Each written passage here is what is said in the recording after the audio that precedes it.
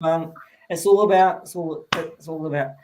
Anyway, that's me. It's all about. Oh, you caught me going. It's all about. It's all about Peter T. McKinnon. That's me. Hi, and welcome to the P.G.M Show.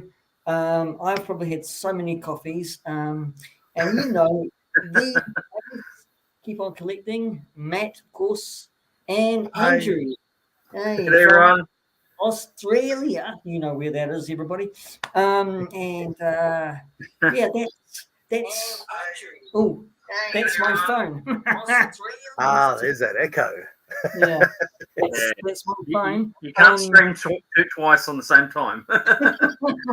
Oh my goodness! Oh, I knew that was going to catch me up. Right. But welcome, guys. Really Thank you. Thanks for having us, Peter.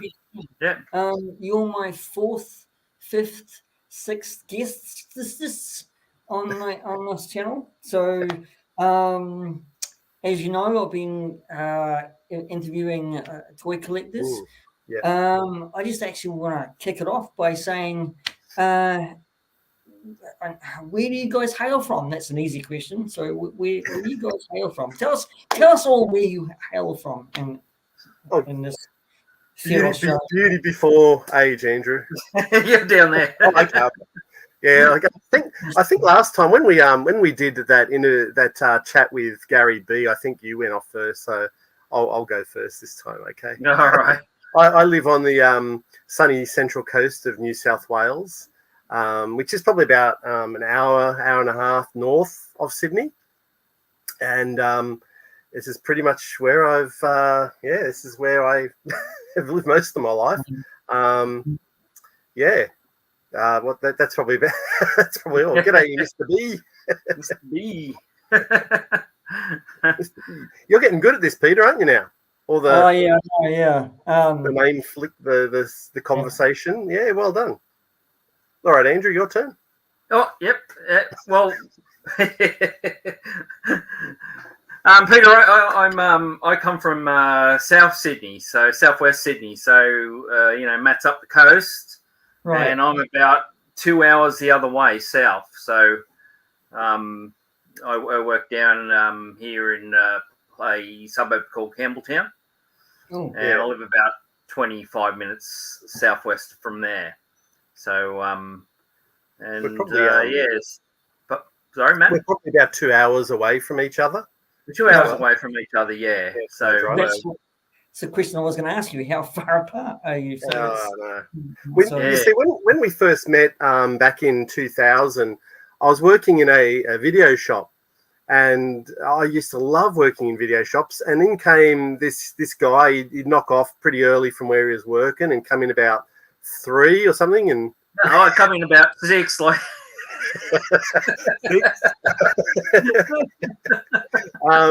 And like we just got to chatting, first obviously about movies, and then it sort of went from there, like with toys. And we found out like we lived maybe 5 minutes from each other when we first met.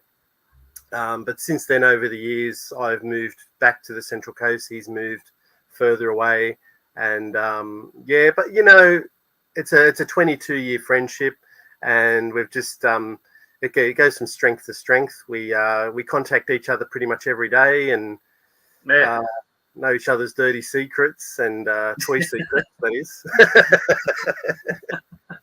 Oh God, I've had friends like that. Dirty laundry. Oh my goodness. Yeah, but we catch up pretty often.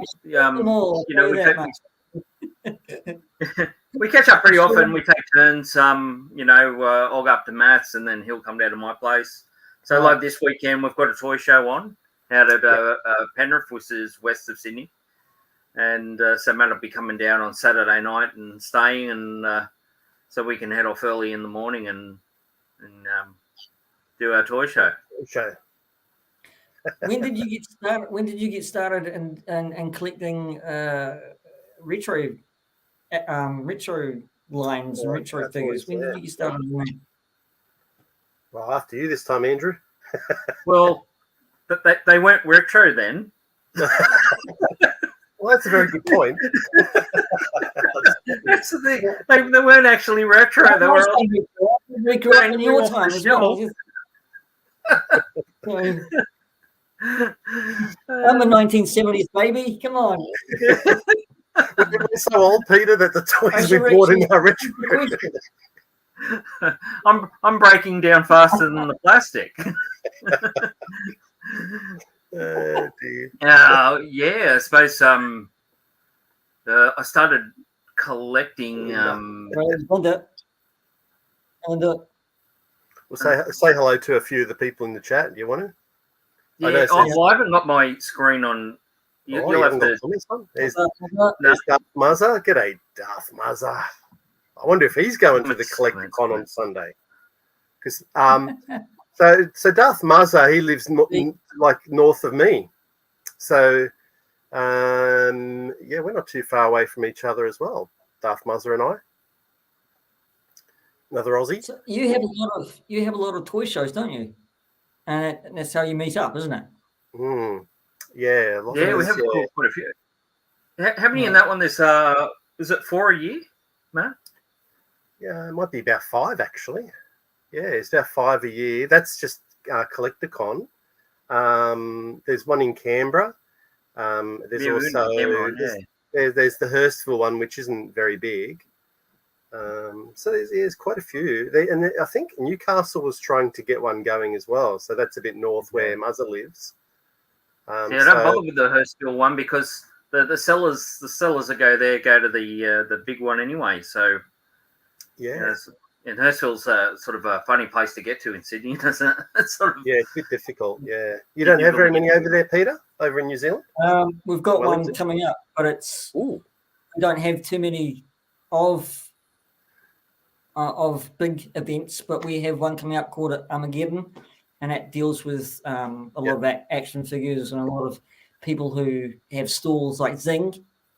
So EB Games will go in there and sell their stuff on stalls, and then I think this year we've got Graham McTavish from one of the Hobbit films or the Hobbit films. He was a dwarf, and plus he's been a character in the Uncharted series as well. So James, so wouldn't actually mind meeting him.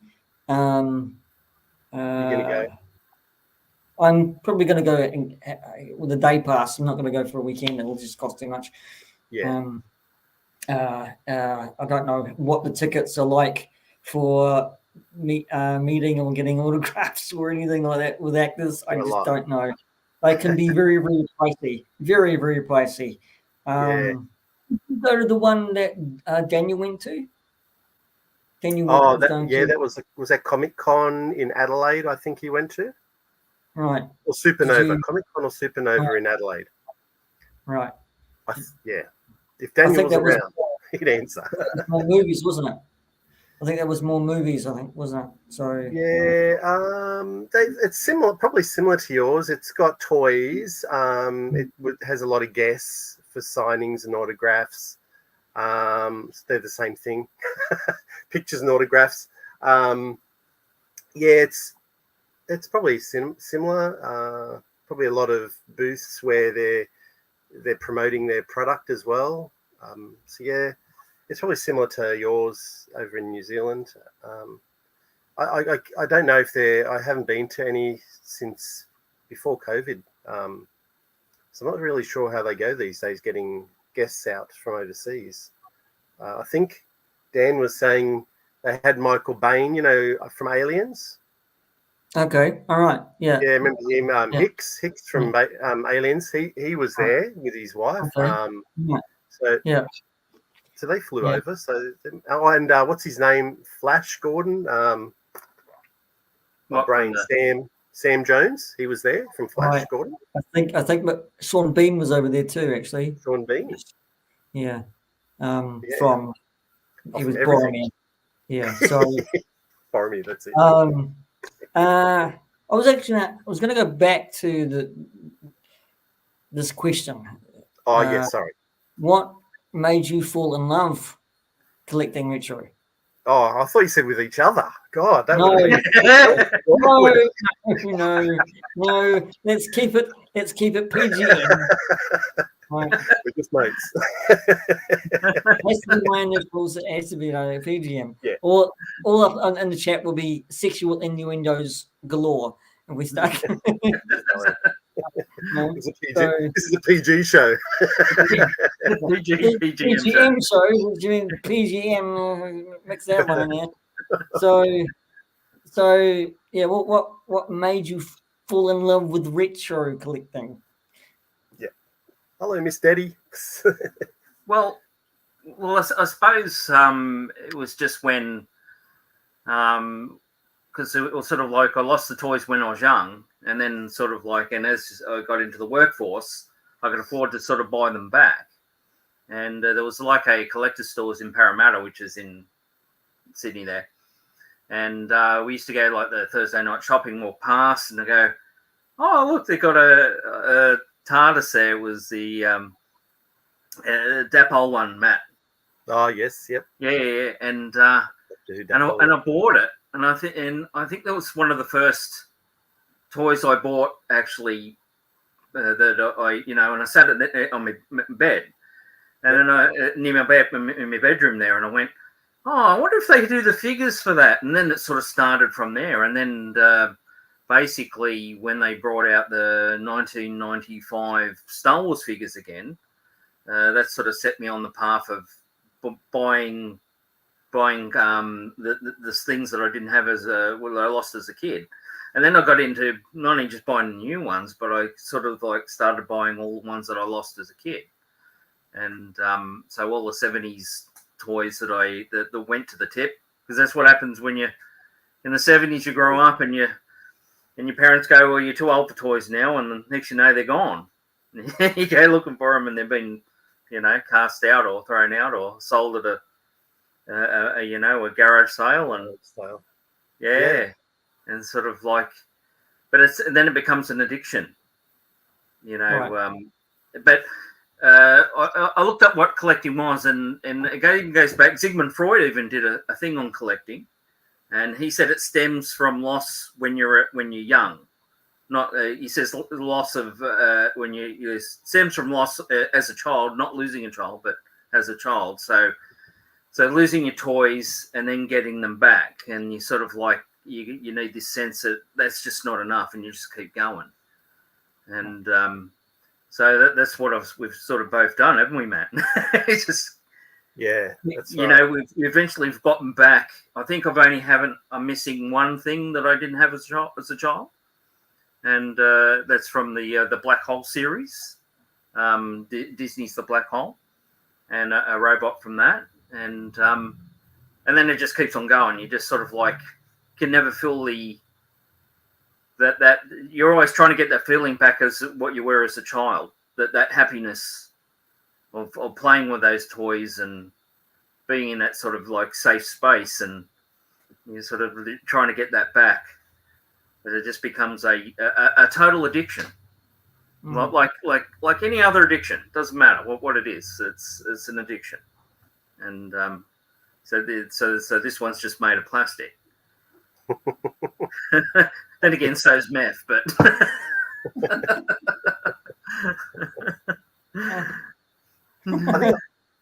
I'm a bit luckier, Peter. Like I lost a lot of my toys, of course. As mums and dads always like to have garage sales and get rid of your toys.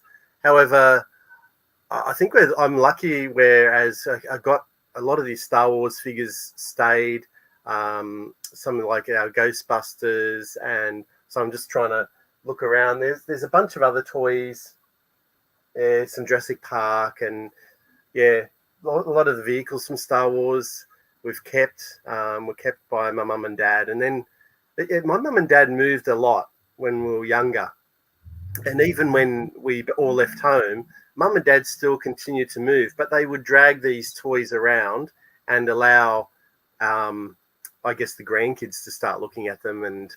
But kids these days are a bit different to, they don't play as much as we used to, I don't think. But I think so. When I met Andrew and he introduced me, so he's a bad influence. He introduced me to eBay, And one of the first things I got back was He-Man. So there was a He-Man figure on there. He introduced me to eBay, and then eBay just opened up a whole new world. He told me about, like, I don't know if you remember a show called Space 1999, Peter. It's just an English show.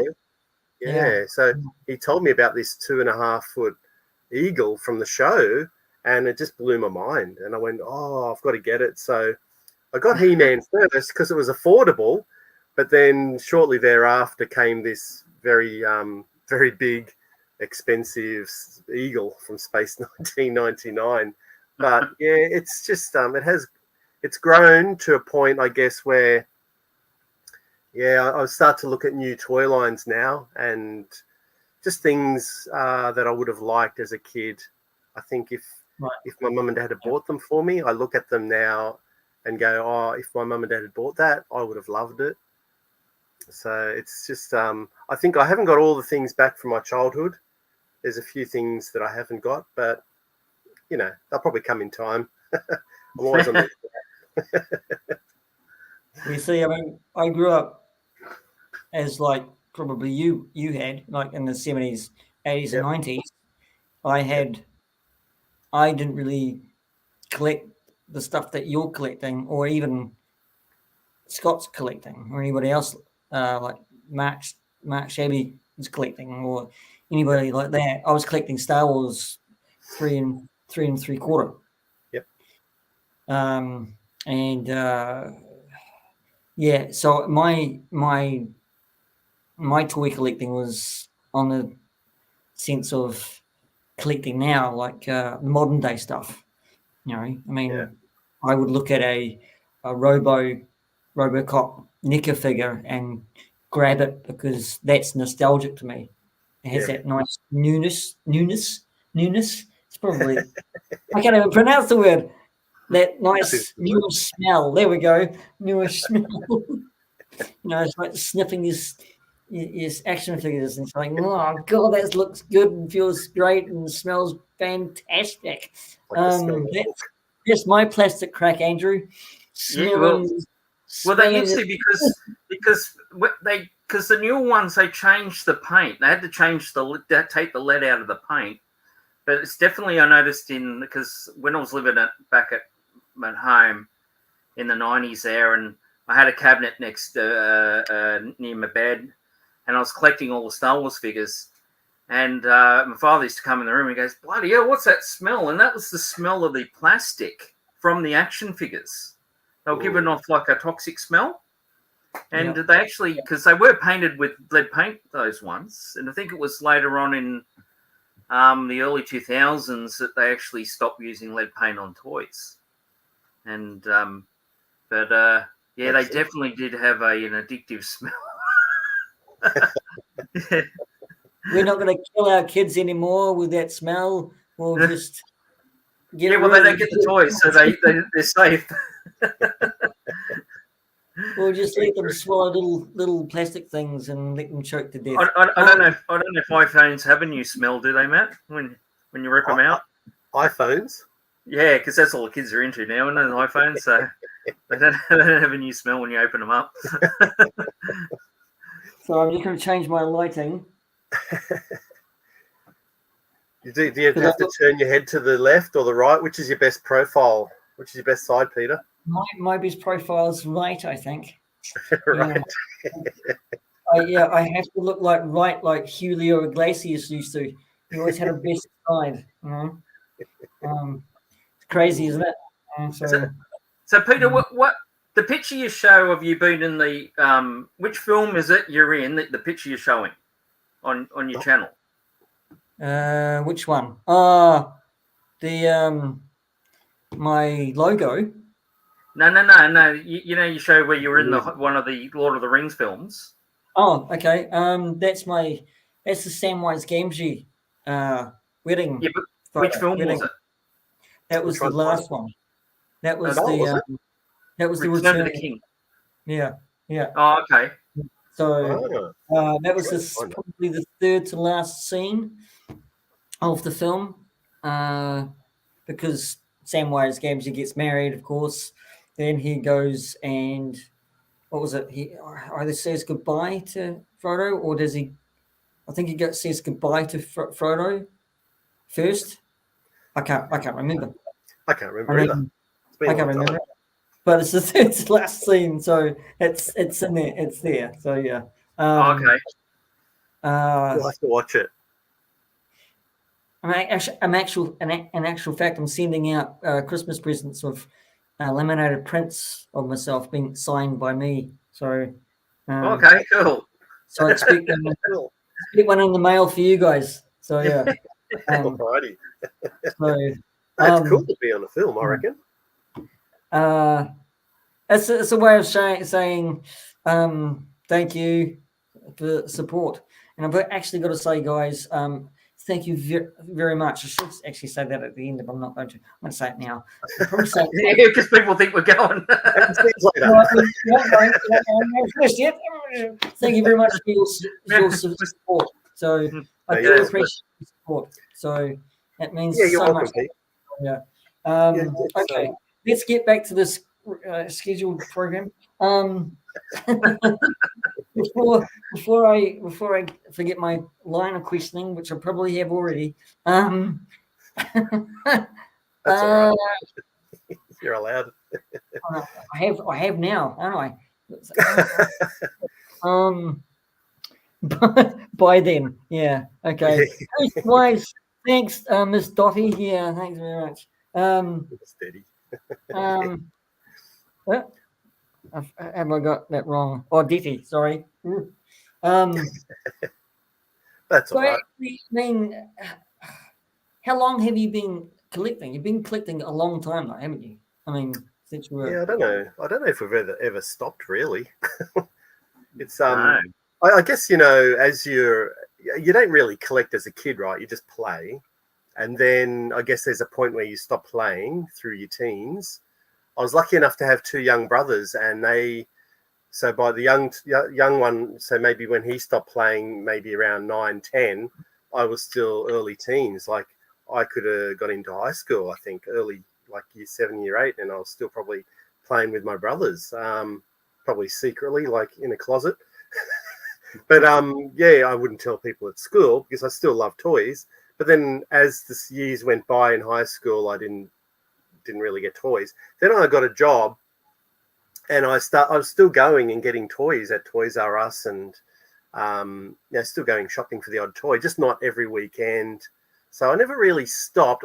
There was a period where you just slow right down, your date, and you do the young fella thing, and but I'm still picking up the odd toy. Like there's still things in my collection from the 90s that I remember picking up at Toys R Us. So I was doing it a little, like my brain sometimes doesn't work, and I can't remember why I would have picked that up, but I did.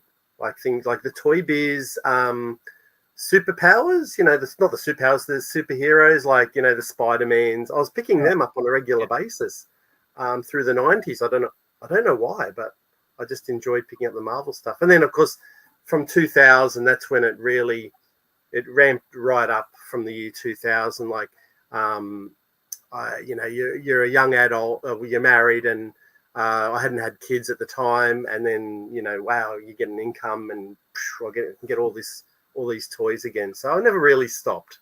That's a very long-winded way of saying that I've never stopped, but I was just explaining the process. There's my life for you. What about you, Andrew? Have you ever stopped?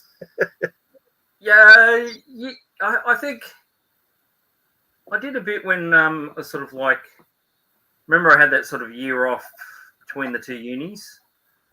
Yes. So yeah. So I don't think I bought really anything then. But it's been constant for 30 years, I suppose, over 30 years.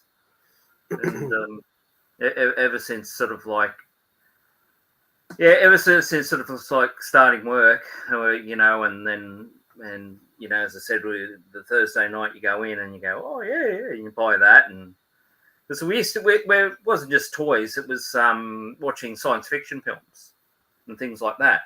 And the toys complemented it, just like when you're a kid. It's just like watching the morning cartoons, but you're a bit older and you get into the film. So, the whatever it is would come out and you go, oh, I wonder if they've got toys for that. And you run down and they got toys and you buy them. And it was good because and they used to come out, maybe, would say about a month before the film wouldn't they, Matt? Yeah. The 90s were massive, like for those type of like films, toy line. All pump them out. Yeah, it was great, and I think they realised then though that the kids were more getting into the video games, so the console games. They play up to about what you reckon, Matt, 7 or 8. Then there's boom into the video games, but probably even younger now. Probably younger. Well, you can see little toddlers being given phones while they're in their prams these days. So there's probably not a lot of playing going on. They get given as toys as phones. Yeah, well, that's right. Yeah, and then they graduate to those phones and swipe phones, and I remember bricks as phones. What it does is use bricks. Yeah. My advice. But what it does, it's sort of like they don't get to express their imagination, because we used to play with the toys and make up, scenarios and your own things, and they're giving kids, iPhones younger and younger, and then all they're doing is swiping or playing a video game. They're not really using their imagination. They're sort of like trying to make kids into young adults instead of letting them be kids and play with toys and use their own imagination. I tried with my kids. I kept them away from phones until they hit high school. And I remember sitting on the floor with my kids. I don't know if you guys remember Little People. I'm not sure, like Little People. I'm a little person. Yeah, little person. They're called hobbits, man. We played with hobbits. Then we just sit there and make up games. I couldn't resist, Matt. I really couldn't. Why not? Zombie Iron Man. Mr. B is asking about a zombie Iron Man. Oh yes, that was from What If? A What If series from Marvel. So it's Marvel Legends. Marvel comic. So it is coming out pretty soon, actually, Mr. B. So because they had a zombie Cap, and then you've got a zombie Scarlet Witch, and wow, so it's coming from that animated series on Marvel on Disney Plus. So yeah. Okay, yeah. I've seen the zombie Captain America one in the shops. I've got that. It's You've got it? Yeah, so it's in another closet somewhere. Yeah.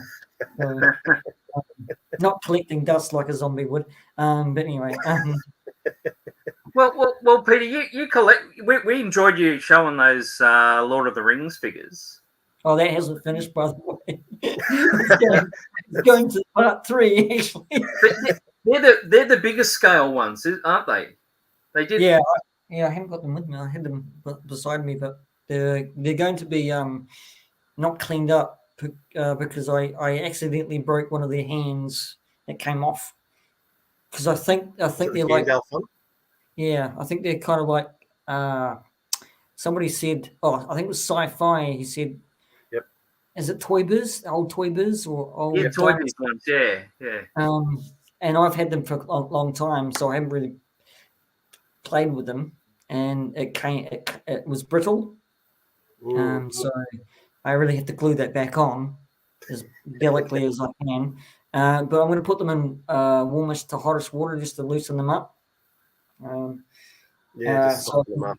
I can put them up there for a display. So I wouldn't actually mind finding some more, but they're very hard to find nowadays. So, well, you could probably put behind you. You could probably put a shelving unit in there. Like if you take the DVDs down, put a shelving unit in there, and then you can have them in there behind you. Yeah. But where would I put my DVDs? I don't know how big. How big your area is there? No, I mean I'm living in a 1-bedroom apartment, so it's very difficult to actually find space. Oh, okay. So G'day, hello. Luke. Hey, Luke, how are you? Thanks for dropping in. But it's very difficult. Like I said, I get spaces, and I don't like clutter, so I'm having to actually sell some of my MCU figures because it's cluttering up. Ooh. I want next year to be lines that I like to collect, so I'm going to be selective in buying. But Lord of the Rings is your thing, isn't it? Yeah, really? but I haven't collected too many of those because I should have collected more, but I didn't have the money because I was young, but I think it was a little bit young and dumb and for the, you know what. Plus I was drinking back then as well, so it was, I mean, I spent all my money on booze and cigarettes. It's hard to have two hobbies. Yeah, two addictions. One all right, one not so all right. Well, even so, you probably have to take the first top row of your DVDs down so you can see the figures, because we won't be able to see them otherwise. Yeah, I'll probably take my Blu-rays down and see how that looks. So, because my Blu-rays are on top. So, if you don't like clutter, Peter, you don't want to walk into our toy rooms then, because you'd probably just feel suffocated. No, I wouldn't. I'll feel probably amazed, and excited, like a little schoolgirl, schoolboy. Definitely, there's a lot of different reactions from people when they walk in. Depends on who they are. There's been people who don't like toys, and they've walked in and then just look around, and their first words are, I don't get it. Why? And I guess that's fair enough. But the longer they do take the time just to sort of walk around slowly, and they always find just one thing that will bring them back to their childhood. All right. So, and it might be an Action Man. And, oh, wow, in England, when I grew up, I had an Action Man. We couldn't have any toys, but we were allowed one Action Man. And it's like, it feels good to be able to for someone to bring that memory back for them, because I guess, as we all know, that's why we're doing this. It brings back those happy memories. So if someone walks in, they just don't get the collection, but to find one toy so they can remember what it was like when they were a kid, you go, tick, job done. It's also having that feeling, like for myself, I always loved museums when I was younger. Even when I went to school, they take you to a museum. I absolutely loved it. That idea that there was a collection of all of one thing, no matter where you went into what display. And like the in Sydney, the Australian Museum, they have a hall just of insects and things like that. It was just always wanted my own museum, and just to walk around and appreciate a collection of sort of the one thing, and you've got it now, sort of. Andrew wants to open up a. Sorry? How many genres would you think you've got in there? Let's say between the two of you, how many genres of action figures would you got in there? Like would you toy lines, different toy lines? Well, yeah, different toy lines. Yeah. Wow. I know it's probably a tough question, but that's tough. I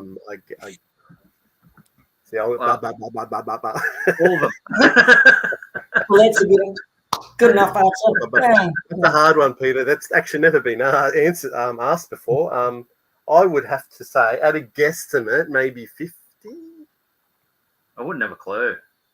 Well, you might be bigger because you've got like that bloody garages and. Yeah, but not really, because remember, half of it's Star Wars. So half of it is Star Wars. Yeah, true. Yeah. But mine's like pockets. That would be like that would be, to actually coin a phrase that other people on channels would say, would that be your bread and butter? of your Andrew, would be the mostly with Star Wars. I mean, because there was so much of it and was easy to collect too. Now it's just way too expensive to even. If you're lucky if I buy a couple of figures now and then, because they're just too expensive. So it's easier actually just collecting, as we said before, collecting the older ones than the newer stuff. It is these days, yeah. Yeah. I think my bread and butter is Motu, like Masters of the Universe. We have every genre. Maybe between us. It'd be close. Hey, Mr. Crusher's in the house. But we don't. Oh no, you've got Mask, haven't you? You've got Mask, haven't you, Matt? Well, that's because of Luke. Luke on his channel. We talk about influencers. Some of my influencers are probably Andrew, Scott, and Luke. They're both on here. But Luke was showing the Mask stuff, and there's this Gator, and I love Jeeps. Like I used to have a Jeep Wrangler, and this Jeep looked like my old Wrangler, except it was orange. And I just went, if there's one Mask vehicle I've got to get, it's got to be the Gator. And it just so happened to be on, it just happened to be one on eBay. And I went, and it was mostly complete. I went, I'll just get those complete parts later. I went, tick, let's buy that. So thank you, Luke.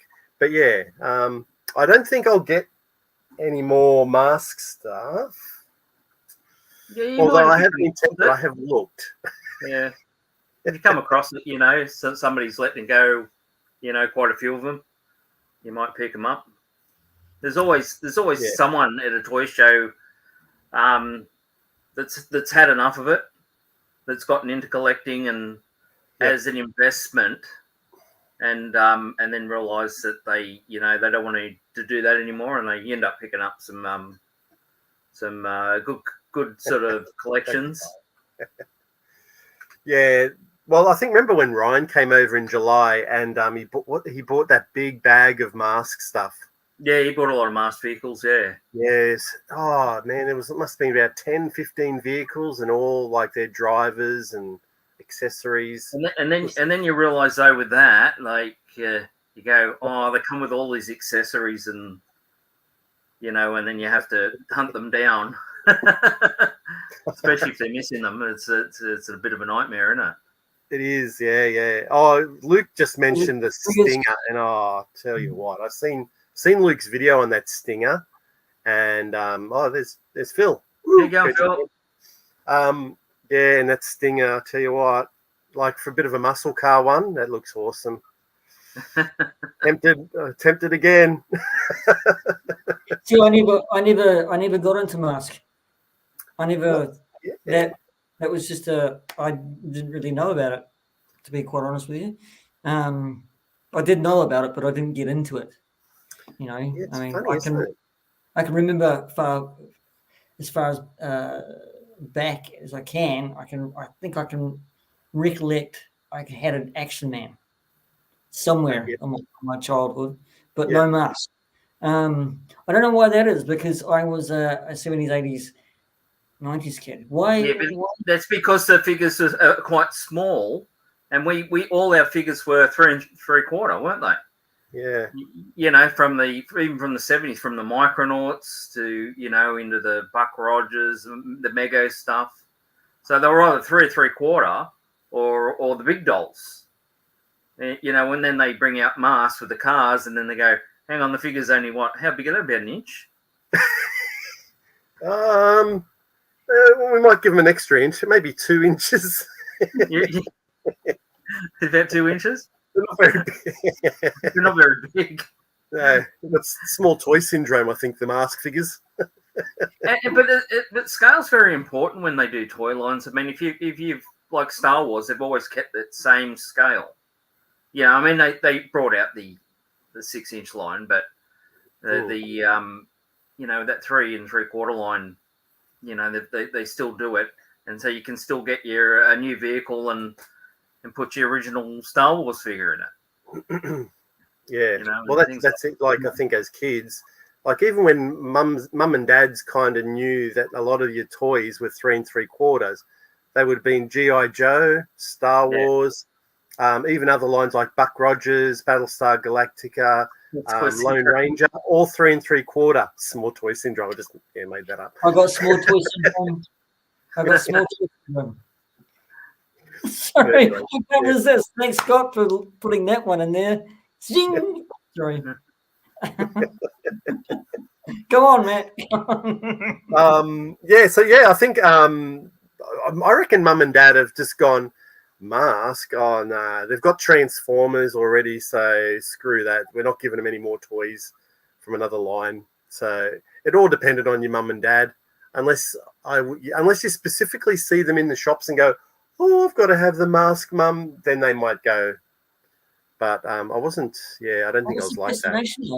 What's the fascination of mask? Was there a cartoon? There was. Yeah, I think Luke's got it in there. It's it was 85 to 88, the toy line, and the cartoon lasted 2 seasons. Yeah. So, and it's funny, always cartoon driven. They were always cartoon driven. A lot of them, the cartoon that was there to actually sell the toys. Yeah. So I mean, like that the series we watched was it The Toys That Made Us? Oh, I love that series. Yeah, the toys were made, and then they made the cartoon after the fact. Yeah. And so the toys, the cartoons really just to drive the toys. Yeah. So they did that with Brave. So many. Brave Star was another one as well. They did that with. I like that series because it actually told the story of Star Wars Kenner, and then their tragic story. I love that because it told their story that they they were having trouble, and they began Star Wars, and then something happened. Didn't they sell it off or something like that? Or somebody took the license or something like that. Something like that. I think didn't they offer they went to Mattel and they offered the toy license to Mattel and they knocked it back. Kenner picked it up, and then from that point on, Mattel were trying to come up with a toy line to match Star Wars. They'd missed out, and they finally did. I think they went through a few failures. They tried Clash of the Titans. They tried it was Butch and Sundance the early years. They made a toy line. Tried that.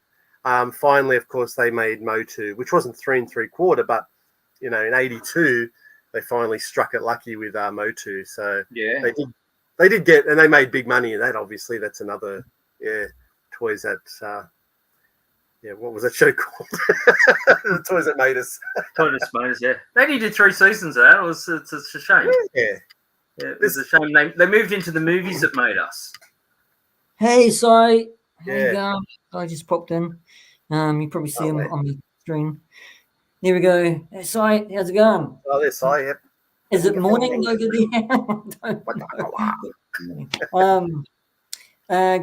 you can make us, guys. Si and everyone.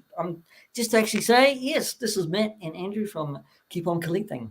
So, from Aussie. Lovely lads. Lovely lads. Here for the next hour or so. Yeah. Short time only. One night only. One night only, yeah. Andrew's been here for a week, so that's right. Last night tonight, so it's fine. No, I've done that before. I think I did one with Ryan. I got on and I'm sitting, and then I realised his premiere was not till the next night. The day. Don't worry, Andrew. I've done that too.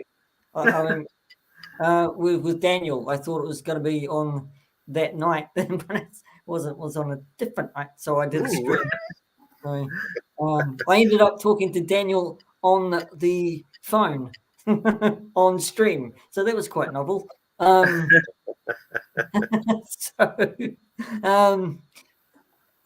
you can't. That Peter, that was like one. Was that your first video or one of your first videos? So it was my first interview. But you get things like this, don't you? I mean, StreamYard, and doing this kind of thing. I've done so many stuff ups It's hilariously funny. Well, when you spoke to Cy in Canberra, at Canberra Cy, you're supposed to have him, Dan, and Darth Rock on, and just Cy turned up, and you started playing it. It was and it kind of got in a loop. Man, I'm sorry, but that was, to me and Andrew, that was just hilarious. Because you had two computers going with the same stream. I know. Can I just explain to you and everybody in the chat that I was actually trying something out with I get a little bit frustrated with StreamYard because I'm talking in a box with the chat on this side. Yeah. My eyesight's not that it's going because I'm 51. My eyesight's not that good, and I'm just trying to connect with you guys and everybody else as well. So I like to connect with people. It's getting easier, but I love to have a bigger box and some way I can actually chat and have the chat come up. That's my explanation. That's what I do. I've got it enlarged, and then because people go, "Oh, you didn't see the chat because I've got it enlarged." So I wish StreamYard would actually fix it so everybody can actually have a big screen and have something that they can use like a remote control. Right? So it comes up on automatically on the screen, instead of pressing it, because that's my bugbear anyway. So that's my explanation, and it didn't work. It didn't work. It's done. I've done it twice. I think I've done it 3 times, and I just get feedback. So it is hilarious because it's like my battery going out, and here's that going, and we don't want that repeat going. That's right. It's froze.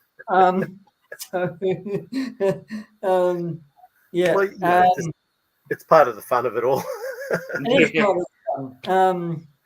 It's also part of the fun getting back online, which I did with Cy, and I was struggling to actually go, That sounded like Gollum, then. Was that your Gollum impression? Oh no, some impression. It's just oh my god impression. But Cy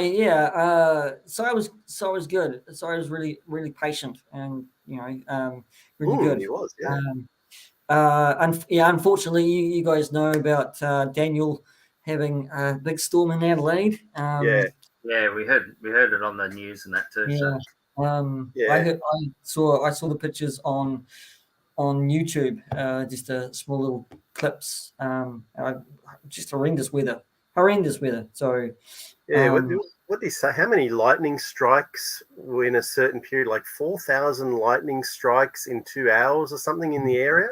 Yeah, and his daughter's new house found like a tree went through it.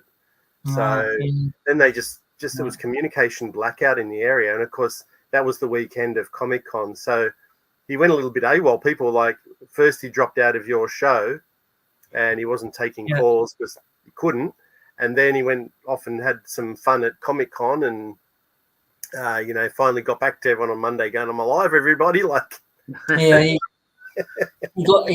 finally got back to me and says, which is pretty good because, it's good to hear him anyway because, but I'm glad he's good. He wasn't on Salacious Run, I don't think, so he must have been busy. Oh, that's another one he missed. Yeah, he missed the Lego building. Yeah. But, and Darth, well, Michael had to work because I think he's a security guard, so he had to work, so he dropped out of that. So it's fine. Yep. I'll let him. He's a Kiwi. He knows where I live now, so that's fine. Is he in Wellington as well? No, he's in Christchurch, and he didn't know who I was, where I lived, and what country I lived in. But that's fine. That's fine. That's hilarious. Sorry, inside joke. What about Jason, the middle-aged Kiwi man collecting Star Wars figures? Yeah. Which city is he in? He's Wellington. Oh, he's Wellington. Okay. He's right here, which I actually didn't know. So that's calling the kettle black, isn't it? There we go. There you go. To me. Oh, that's all right. But no, I think that's the fun. That's one of the fun parts, I think, of this, Peter. Like, you just, like at first when Andrew and I started, it was just more about, I don't know what it was about, Andrew. It was just more about making videos on our toys and showing people our toys. It's evolved over the last 2.5 years that we've been doing it.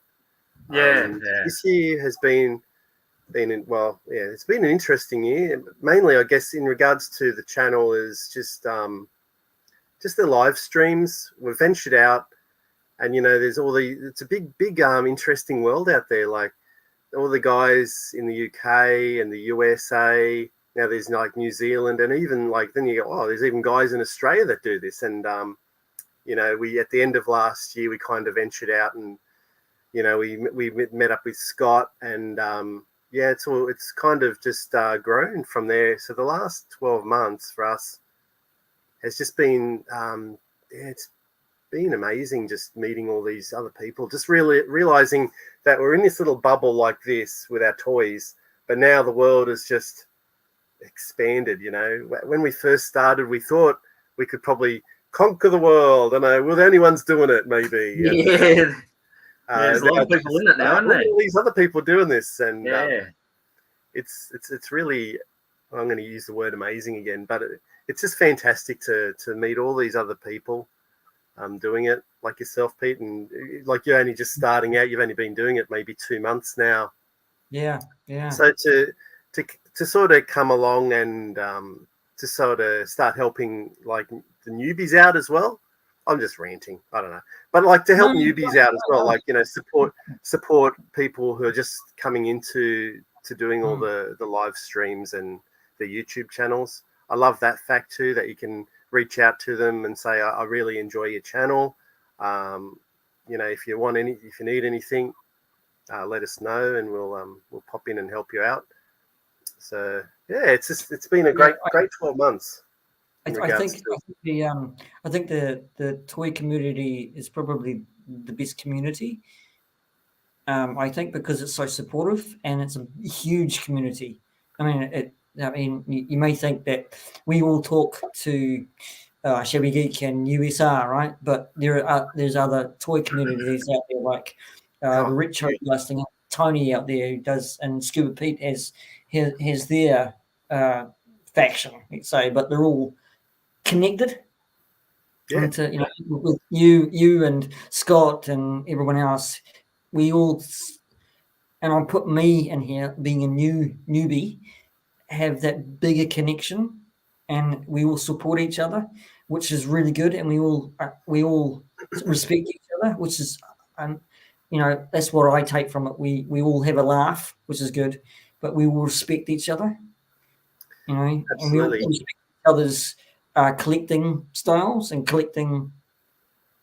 You're going to have respect for everyone who collects in their own different ways. We don't all collect the same way, whether we open our toys or leave them on card, or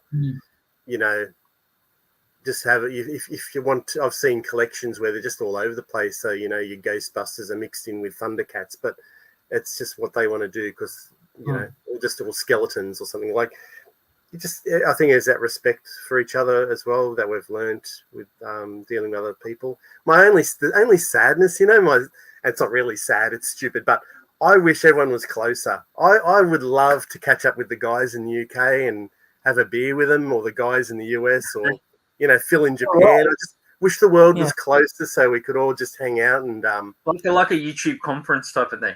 Yeah, bloody hell, that would be awesome. Like, really good, wouldn't it? You get all the different YouTubers to Magna Fandanga. Yeah, that's Shabby's brother. Oh, okay. You can say that. Tell you about Doctor Who and Andor. Question: what was more exciting originally? Definitely Doctor Who. Well, we've seen Doctor Who because we haven't watched Andor yet. We've got that on our. I can't discuss that then because of what's Andor. So yeah, well, it's well, you've watched Andor. I haven't watched Andor only because I mean it's there on Disney Plus, ready to go, sort of thing. But I'm just worried that the problem with Star Wars now, you sort of like got an expectation that you're going to be disappointed, and so you're really excited for some new Star Wars project, a film or something like that, and because they've all sort of gone downhill and your expectation is sort of down here now, and then sort of like that's why I haven't sort of decided to watch it. And so we watched the end of Doctor Who, regenerating to Matt Smith. Spoiler. Tennant, yeah. Well, you see, we've seen the Doctor Who one. Tennant, yeah, not Matt Smith. Yeah, we're really big. Like we like both IPs, but I haven't seen Andor yet. But Doctor Who, look, I wasn't enjoying the run with what's her name, Whittaker, and the other guy. I'd stopped watching it, so I watched that last episode purely to watch her go.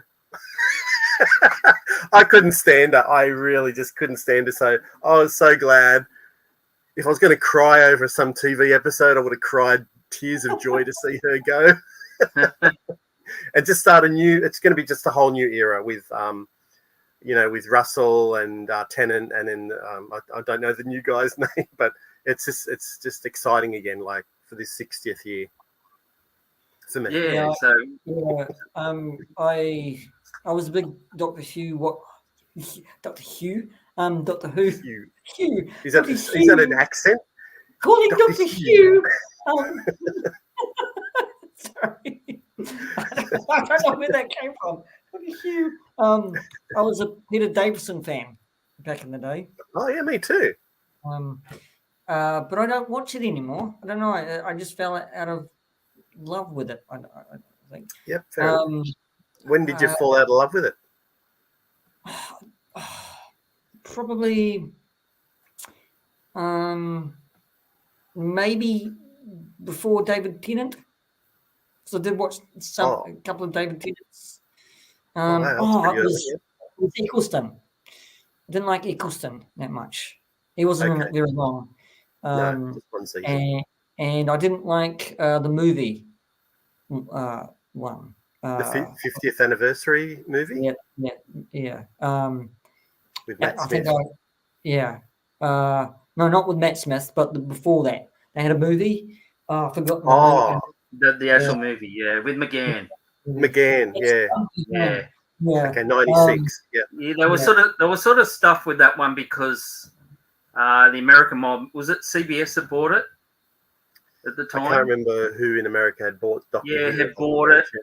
But they couldn't have the Daleks because they were rights owned by Terry Nation and that sort of thing, and the different parts of Doctor Who were owned by different people, so they couldn't do much in the storyline. So they couldn't have one of the main villains of the Daleks in it. So they wouldn't. Because they were annoyed that the Americans had bought it, and then the BBC had to buy it back, and when they rebooted it. I think the best years were John Pertwee, Baker. Well, that's what we grow up with. Pertwee was our doctor in the 70s. Two Bakers, Peter Davison. I liked Matt Smith and David Tennant in it. It was really good doctors. Like you just said, Andrew, grew up with these guys, and the whole story changed. The writing, weren't there complaints that the writer of Doctor Who was crap or something like that because the storylines were going with the new ones? Yes, that's right. He wasn't even a Doctor Who fan, right? And but hopefully they'll change all that and sort of get the fan base back and because like as we're talking about cartoons driving toys, that series drove the action figure line as well. Yeah. And once it switched over to the sort of that new series, the toys dropped right out, didn't it, Matt? Just so they lost their market. people weren't watching the show, didn't want to buy the you know, the toys or care about how the toys out. I think there's new toys out. I think there is, but the quality of them aren't that good, are they, man, compared to? Well, there was a rumor that they had lost the contract to produce new like toys from the new series. Peter Capaldi, actually. Capaldi, I didn't mind him either. But that's why they're producing History of the Daleks and the older sets, because they still have the license for those older sets. It's just something about the licensing at the moment. So they're not producing a lot of the new. Like, there's been a lot of new characters, I imagine, over the last couple of years with Jodie Whittaker, but they haven't really done too many toys around that era. So but the problem with all these IPs, they just don't understand their market, what the fan is. You know, the fan want nostalgia. So if it's Star Wars, we wanted the old crew back. You know, they got in this idea in their head that, we're going to have all these new things and kids are going to get into it and little kids are going to... And it might be a small percentage, but it's the older fans that drive it. Same with Doctor Who. You know, put things back in the series that we used to see as kids, like Pertwee, and he used to have the Bessie the car, you know, the old vintage car and the Who-mobile and things like that, and people want to see that again incorporated in as a touch back to those years, and you go, he's using that sort of vehicle, or in Star Wars, you know, they're doing that just like in the original type thing, you know, and they tend to miss the mark of the fan, you know, what they want. Well, they didn't. I guess, yeah, it gets a bit hard. They just get old, don't they, Andrew? But I think what the fans wanted when they redid Star Wars, that first movie back, I think people really wanted to see the three back together, Luke, Han, and Leia, and they didn't. Yeah, while they were still kicking, they didn't do it. So, because they placed them in three different areas without. Yeah, they didn't make them cross paths. But Mark Hamill said they did a scene where they were in the cockpit of the Millennium Falcon again. Yeah, they took them out, I think, because they took it out. Yeah. You can't keep going with the oldies all the time, though. Like, you got to get some new blood into things, so people. Well, the thing was those started off well with Force Awakens, right?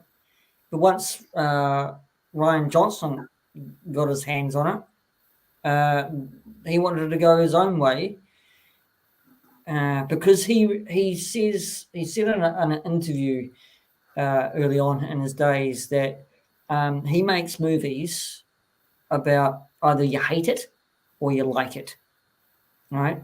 So he made Jedi, right? Like he made it because he wanted one section of the fans hate it and one section of the fandom like it, love it, and that divided everything. Right, that's my opinion about it, right? And then here's J.J. Abrams coming back into it, right, saying that, how about we knit all this together, try and make it better. He didn't like Rian Johnson's style of directing or the storyline, right? But he didn't make it better. He made it bloody worse. So because he threw everything in there, even the kitchen sink, right? I can swear I saw a kitchen sink fly out. Had somebody in the head out of the Death Star. That was. They should, when they make these films, they should take a bit of notice from the video games, actually, because the video game stories are quite good, and even their cinematic trailers are better than the Star Wars film itself. It's just they should take a leaf out of those people's book and go, these people writing those stories. They're really good. It's like Warner Brothers with the DC franchise. Warner Brothers are the DC movies, Justice League movies. They're awesome. The stories are awesome.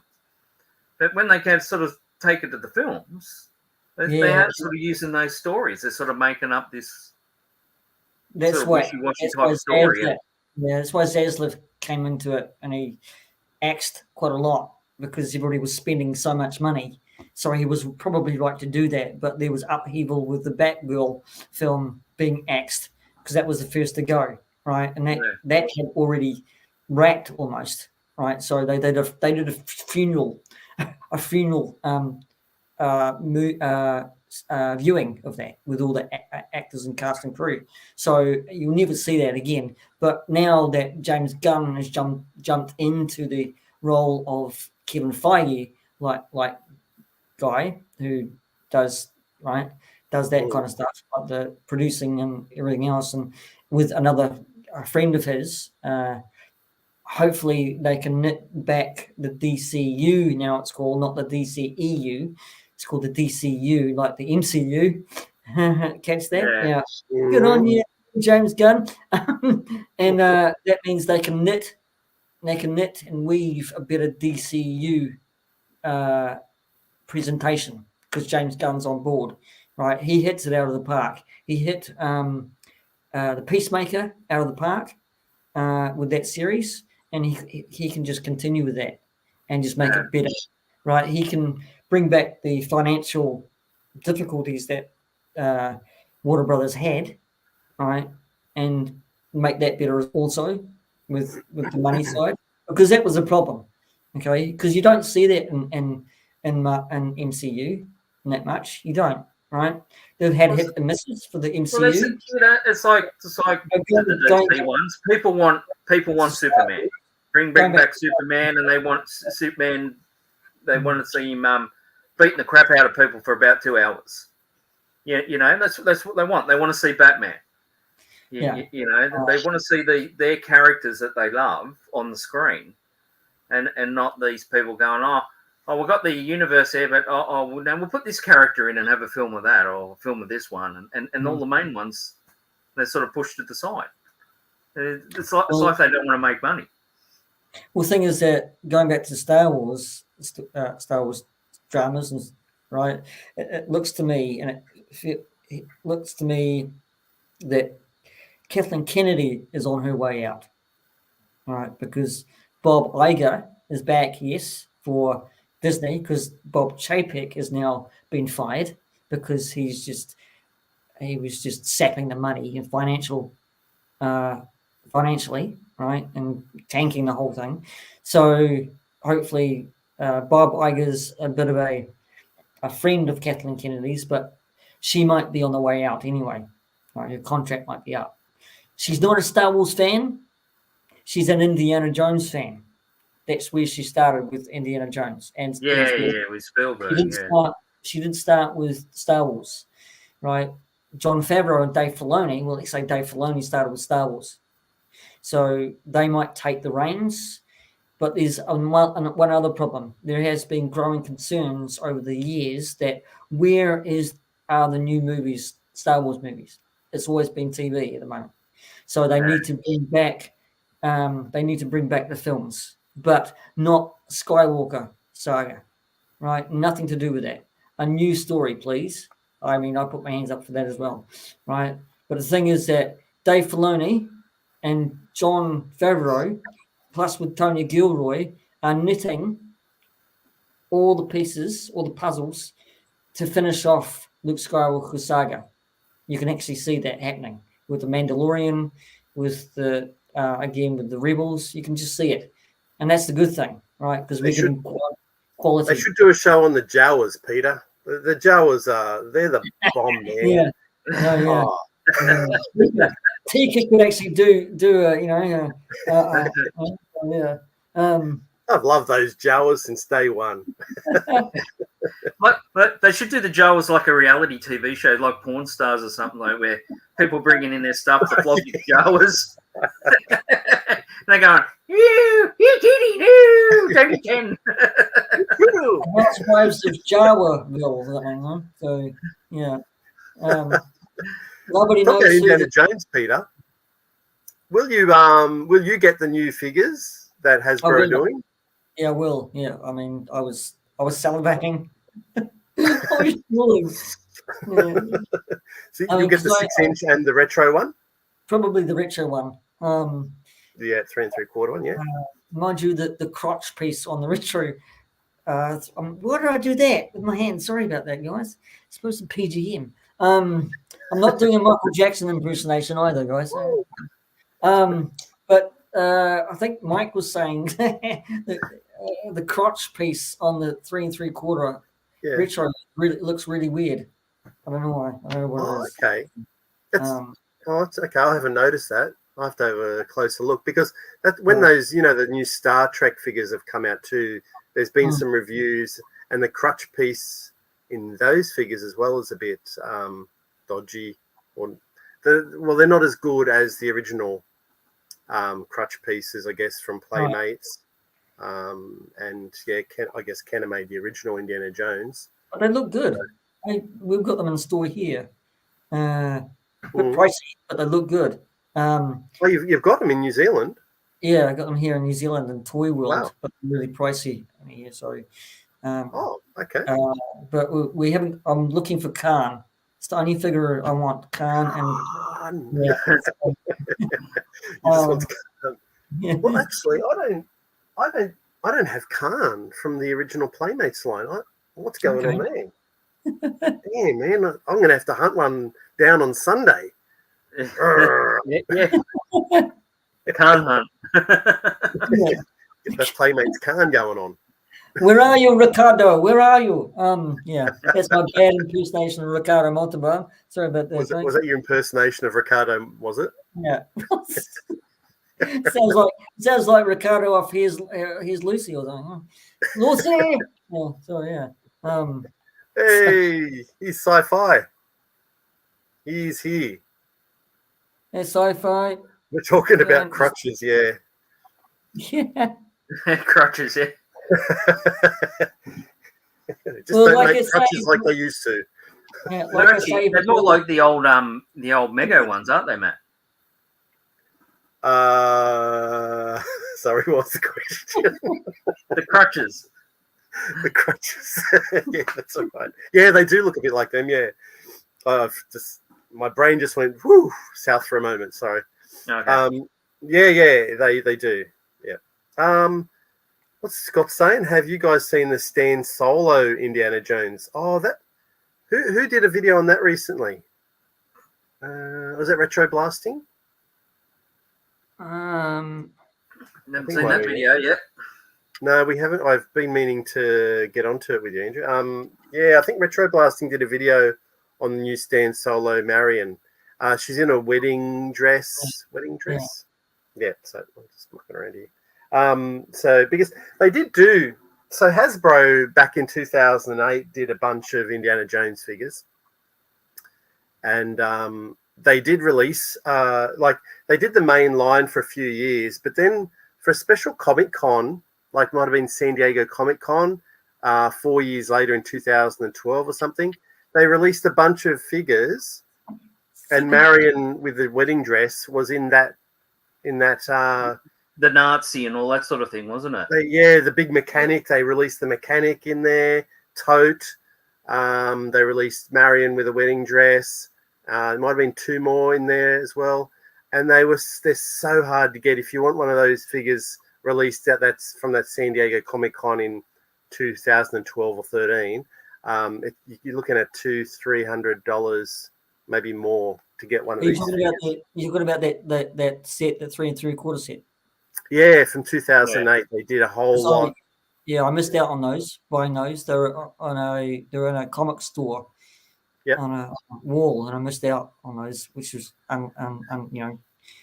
Did you just at all? So did you just look at them and go, "I'm not interested. I'm not into it," or you just I think it was the price tag as well. It's all it comes down to price. Okay. I was interested, but I just. Yeah, it's just the price because it was a boutique store, so it can be really pricey, and so I let them go. So someone's probably jumping for joy. Yeah. But not all of them came out here, did they, Matt? No. They did a few. I think they did 2 waves, and then that was it. Yeah, and we had to finish it off by going on to good old eBay and picking them up there from eBay. But I think I completed most of them.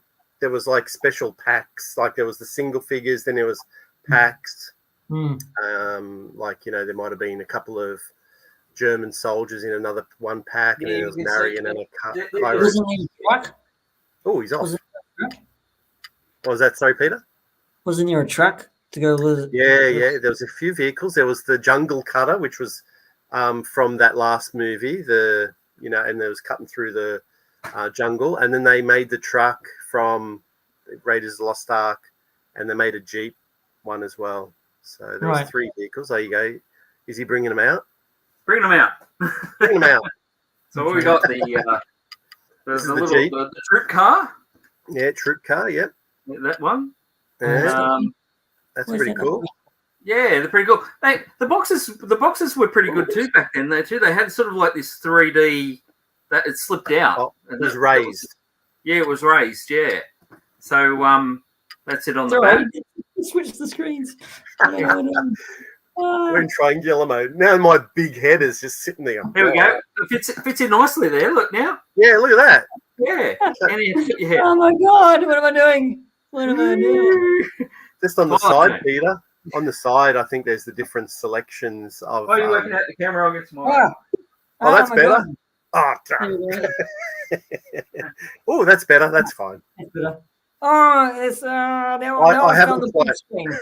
Oh. I haven't quite mastered it either, Peter. Like, come back, Andrew. Come back up on the big screen. It's gone. You got left behind in the screen rearrangement. Oh, goodness.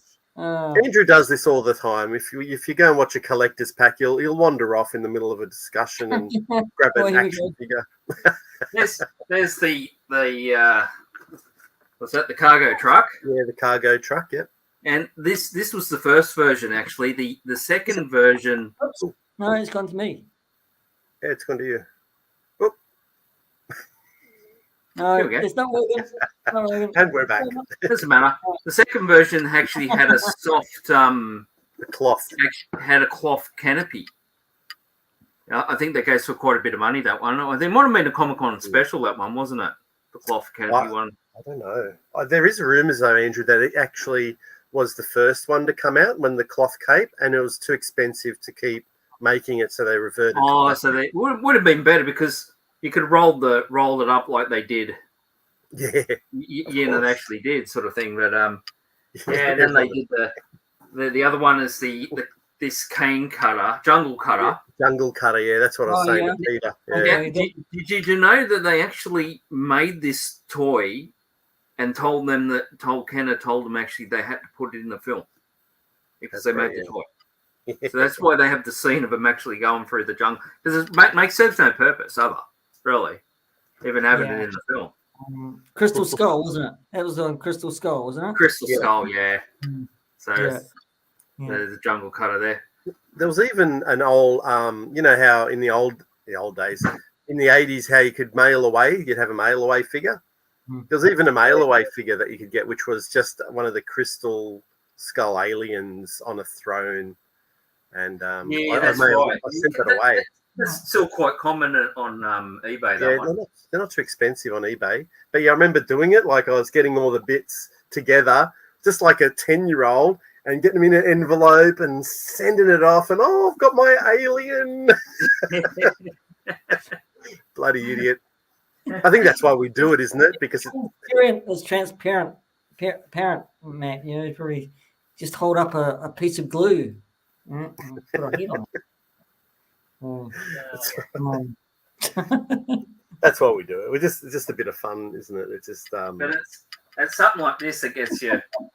That's the one. Oh yeah, right. The Ark of the Covenant. So things like that. You know, but they're pretty good. See, I would actually collect these now. Now you're showing me, I would collect them. It's got a warning on it. Warning: if you open it up, your face melts. Yeah. Watch out for those ghosts. Yes, it's not Ghostbusters, Pete. Come on. No. Actually, you know, Peter, if you watch, you know, USR, you know, Matt, he's now called Zero Hunter Toys. But about a year ago, he did a video on some of the toys of those Indiana Jones toys he picked up, and he made his own. You know how they shipped the Ark of the Covenant off they put it in a box and they shipped it. He made his own box, like his own out of paddle pop sticks, and the symbol burned off on the side. Yeah, he put the symbol on it, and he put like 2 little handles on the end, and just as an accessory, so they could ship the Ark of the Covenant. Very clever. See, when they did that Crystal Skull film, that's what I thought it was going to be. That they were after the Ark of the Covenant. Yeah.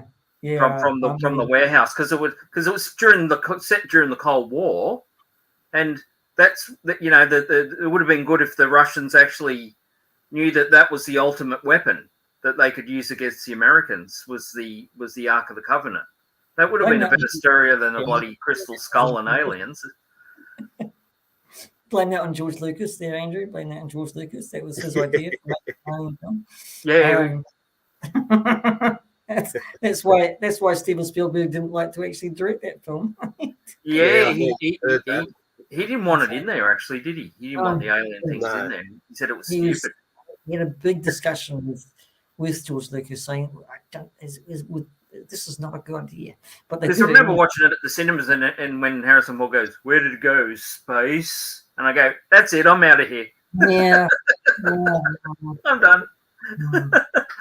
But I think they've turned that around with this one, the last Harrison Ford. I think he's let's not talk about Nazis again. So I don't know, Peter. We'll see. Yeah. I think that's a discussion for another time. That's a real rant, that one. I'm happy as Larry, which is not my name. That the action figures is throughout. Don't call me Larry, people in the chat. I think because I'll have to change my name like Matt did. I have to call it LGM, and it sounds like an electric company. It's just that when anyone's called Larry, it reminds me. Remember the video game? Might have been in the late 80s, 90s. Was it PC? Larry in Leisureland or something. Leisure Suit Larry. I never played the game because it just looked a little bit lame. But it was an adult Larry. That's what I think of. What's that, Muzzo? Yeah, he did a repaint this week of his Gamorrean guard. Yeah, I've seen that, and I thought it was really good too, actually. I think I mentioned that, Matt, you should do some drool coming off his jowls. Is that what you said to him? Yeah, he says he might get some. He might do that. I don't know if he will or not. He get some glue and just drill it there. So it looks like he's drooling. They had a big habit of drooling those pigs, so boars. So, yeah. No, I haven't played it yet, Scotty. It was just Leisure Suit Larry. Yeah, it was about a guy. Wasn't he a bit sleazy? And he was like, he'd get. Yeah, it was a sex game. It was as an adult game. You went around having sex with people, and that's what. It was first the sort of computer video games type of thing, wasn't it? Yeah. Maybe that's why. Maybe Mum and Dad, being the type of people that they are, they wouldn't have allowed me to play that game. No, I don't think so. I don't think they'd let you play that one. Anyway, there you go. That's Leisure Suit Larry. That's why they gave me an Atari. Have the Atari, son. You play that. Forget Leisure Suit Larry.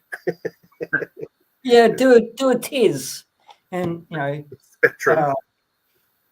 Mind you, Tiz is great. All his games and stuff like that. I sometimes check him out in the morning. Right, when he's doing these late nights. It's funny. It's great. So, yeah. Sci-Fi says I remember those indie figures. They used to be quite cheap on eBay back in the day. Can't wait to see the 6-inch ones. The only problem with 6-inch is there'll be no play sets. You know, there'll be no trucks or you know. I think the Ark of the Covenant is a builder figure thing with the 6-inch, but you know what I mean. That's the whole fun of it. Like even with those ones, the newer Indiana Jones ones, at least you could get trucks and little play arenas and all that sort of thing to complement your figure. And but with the 6-inch, yeah, you're going to have a line of 6-inch figures, but you know, no. It's not too bad having the Ark of Covenant as a builder figure. It's quite novel, in a sense. But I just hopefully they all come out with the equivalent of TVC for Star Wars. So you would have those HasLabs. Yeah. Effect. So. I mean, builder figures, they're just a way of guaranteeing that they can sell the figures that nobody wants. Sort of like you have to get all 6 of them. You have to get the 6 of them, and because they bring them out. Say they didn't have the builder figure. Say the Ark of the Covenant was a figure. You know that'll sell. You know India will sell. You know the German will sell. And then you know where I'm going, and they end up with those 2 peg warmers that people go. Well, some people get it because they want to complete the set, and others go, "Nah, I don't want, the one with the fry pan." Yeah, but Andrew, I'll probably be the one who gets all set. So when I come back on the stream, Andrew, I've got all set. yeah, but I'm saying with the builder figure, that sort of guarantees that they can not have a peg warmer. I mean, I love to have Sol on one side and Indy, lifting it up. Just that'd be brilliant. So yeah, it was like these. I mean, the other Indiana Jones I just showed you, I got a lot of the Germans because I wanted to do like them hanging off the truck and in the vehicles and things like that. So one grabbing the symbol at the front of the truck, getting run over. Yeah, but he's on the front. Grabbing the grill. and he's sliding with his whip behind the truck. Well, I think the truck, if you open up the truck, it's got a built-in whip with the truck. If you remember the Ghostbusters vehicle, how they had a claw. And on this one? Yes, that one. The cargo one? Yeah. Yeah, and you've got a whip that dangles out, and you flick this little switch and it comes back in, like it reels back under the truck. So it's part of the play feature. Oh my God, it's an unboxing. A special unboxing on the P.G.M Show. Has that ever been removed, Andrew? Yeah, I think I had it out once. It's, I mean, but back then they just sat in there like that. That's is it? I'm drooling over here with this little. They weren't. Just lied, Andrew. They weren't tied in back then. I think they weren't worried about the theft. No, this is brand new, Andrew. We've never opened this, have you? No, I've probably only had it out once. Never. It's fresh. Well, so it looks fresh. You see it for the first time, Peter. Wow. That's the sort of thing you want. That's the sort of thing you want in the if they do a 6-inch line. That would be cool. But it cost. Imagine the cost. It'd be a $700 toy. It'd be enormous. It'd be like. Maybe me maybe sitting in a truck. Because everything they bring out now is like $300 or $500. And I mean, look at a Star Wars X-wing. They want $200 or $300 for them, when they used to be roughly about $60 or $70. He does, Muzzer. He does. He's flexing. Is there a little whip there? Yeah, there it is. Yeah, it's got this little dangler. It's got a little dangly bit. When you pull it out, do you? Yeah, you pull it out. It's got like a yeah, there you go. And it winches back when the oh yeah, now I got it. You pull as it drives. I can hear the music.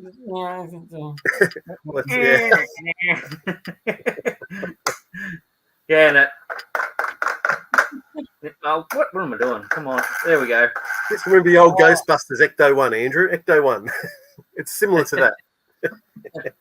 Yeah, it's a beauty. I think the grill comes down. Yeah, it comes down. Look, the grill. You know when he's grabbing on the grill and it drops down.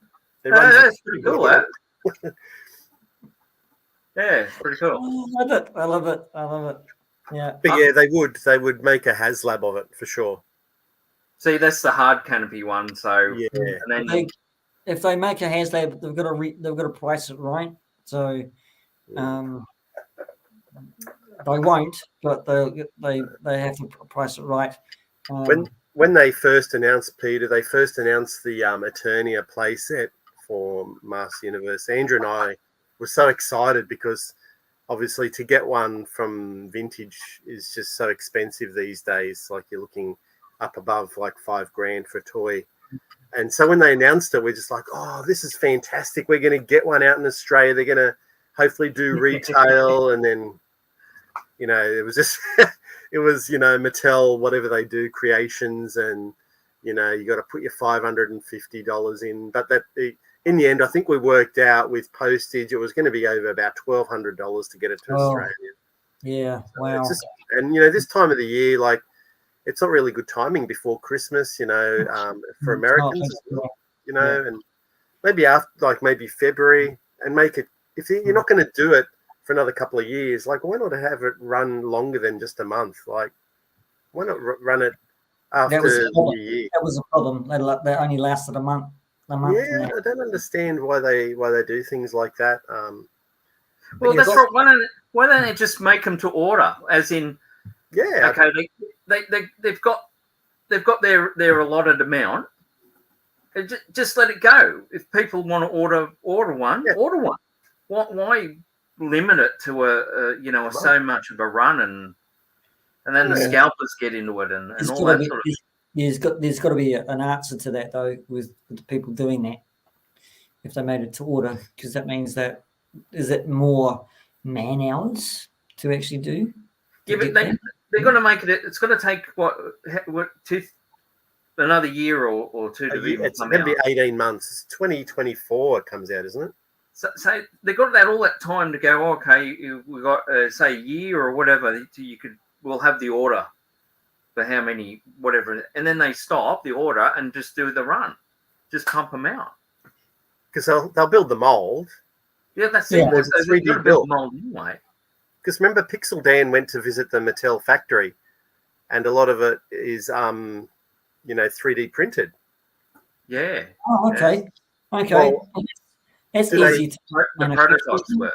If it's 3D, so if it's 3D printed, it'll be easier to actually manufacture because you can do it. And then they would just pump out them. Pump it out. I don't know. It's all about the money. It's all about the money. I just wanted one.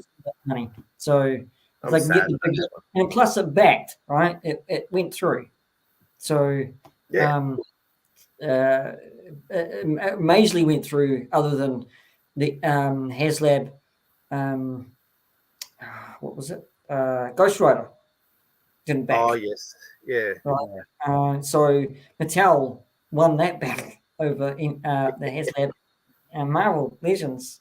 And that was just a car, and whatever tiers they had. I mean, they had tiers for the Mattel one, didn't they? They had figures as well. Yeah. So to entice people more to get it as well. So they didn't reach the final tier though. I don't think they got to. Well, they did the 5,000, and they hit. I think they got 2 tiers out of it. They got the. Okay. All right. They didn't get to the 10,000. I don't think. I think they were 1,000 short. But it was still backed, right? So it was still backed. Yeah. All those people that want it, they'll get it. But by popular demand, you could say. I mean, there's a lot of Motu collectors out there, right? Yourself. Because Mattel make really good toys. I mean, always going on about the dinosaurs and things like that. And Mattel's they're really good quality toys.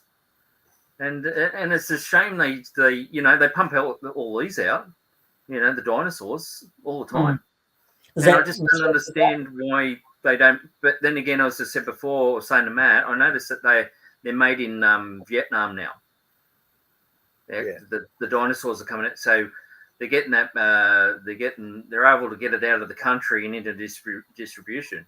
Where I think the Motu stuff is still being made in China, and I think it's harder for them to get it out, get anything out of China and into America or distribute around the world. Yeah, being China, we have our problems with China, but that's political, and I'm not going through that. So don't ask any political questions on that. No political. No, it's and so it's a shame. It's a shame. But Vietnam's right. Vietnam's is great for distribution of toys.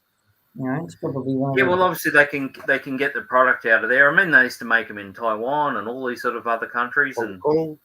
Hong Kong, yeah. Everything used to be made in Hong Kong too, yeah. Hong Kong, Taiwan. Yeah, but China took it all. Yeah, maybe with the Motu stuff they will make it somewhere else, and then get sort of like a better distribution than what they're getting out of it now, because it seems to be American market only, isn't it? Of the pile when it comes to distribution for a lot of toys. We'll watch. I don't know. Do you watch Greg Cook, Peter? And Greg Cook does a lot of toy hunts. Oh yes, I do. Yeah. Sorry, I just had to click. Yeah. Yes. You can check out. You can check his out and go, oh, look at all these different toy lines coming out, and you kind of rub your hands together and go, oh, I can't wait for that, and it just some of them just never come out here. Yeah, it's a real shame. Exactly. And we don't get it here, and you don't get it there, but somebody will get it there, and we'll get it here. I mean, it's the same old argument been going around for 2 to 3 years now. With distributors. I was watching Sai's video today about the Navarro Stormtrooper. So he was saying he just has not seen that at retail at all. But Dan had a bunch of them over in South Australia, Big W's. I seen one on where I live, and I think he got sent one from New Zealand. Jason sent him one because we've got them in our warehouse stores and farmers and stuff like that. So it's the same with Muddy Mando was here first, and USA and Canada didn't get them in. So I was sending them off to Mr. B, David C, Papa Gord. I mean, because they didn't get them in overseas. I'm going, this is really crazy. I mean, we've still got Muddy Mandos here in New Zealand, and they're on clearance now. I'm going, I don't get it. It's really whack. And that's funny too, because sort of like you get a Big W, and they just got Skeletors on there, and but on the tag it's got Motu, whatever. Different figures, but in their inventory it says Motu figures, so they end up not getting any more lines because they go, well, they never sold, and they go, well, that's because you got 50 Skeletors on the shelf, and not a variety of the figures. But that's sort of, I've asked them before, and they said, well, in their inventory it just says Motu figures, and that they haven't sold, so we just won't get any more. Excellent. Yeah, and that's what happened with those Playmate Star Trek ones. They ended up with I think one of the last figures was Beverly Crusher. Oh, Beverly, yeah. Yeah, right. And there was about that. Oh, I remember when going in there, and there must have been about 50 of them on the shelf, and no one, they could just discount. No one would buy it. I mean, not everybody wants just a Beverly Crusher. Well, look at the Landos on still peg whooping. Yeah. Right? Oh, yeah. And they're bringing out the 40th anniversary Lando on Skiff Guard. I mean, how many peg warmer? Another peg warmer. Why can't you bring out someone that somebody wants for it? You just don't understand the marketing people. I just don't understand it. I've heard they've changed Lando's last name. It's not going to be Calrissian anymore. It's going to be Peg Warmer.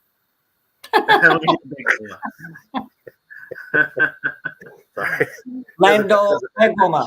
Yeah, Lando peg warmer. Maybe it's his brother. I don't know, but Yeah.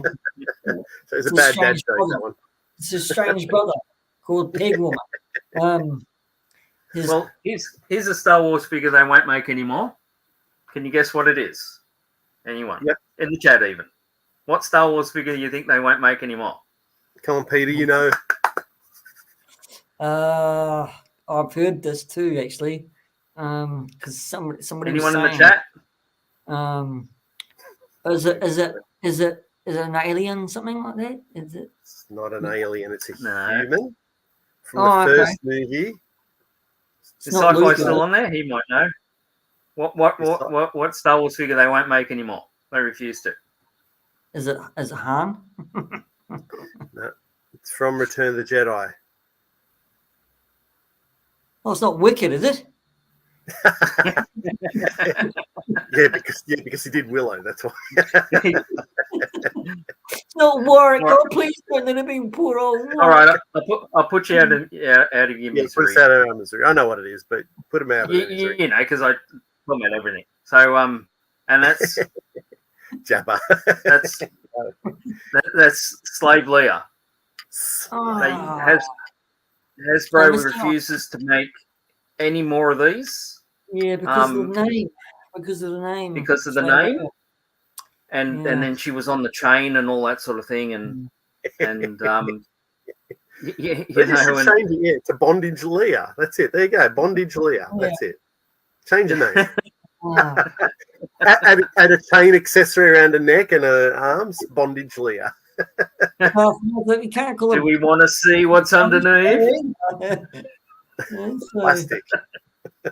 Plastic. Oh. Because I saw that. I got that at the last down in. Did I get it in Melbourne? I think I got it in Melbourne. You got it in Melbourne, yeah.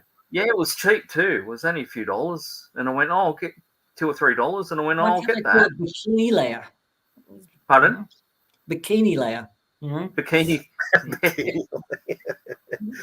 She wasn't doing much sunbathing in it, was she? even the Return of the Jedi poster, which had her on with Jabba in the slave uniform. Disney has now any new Return of the Jedi posters.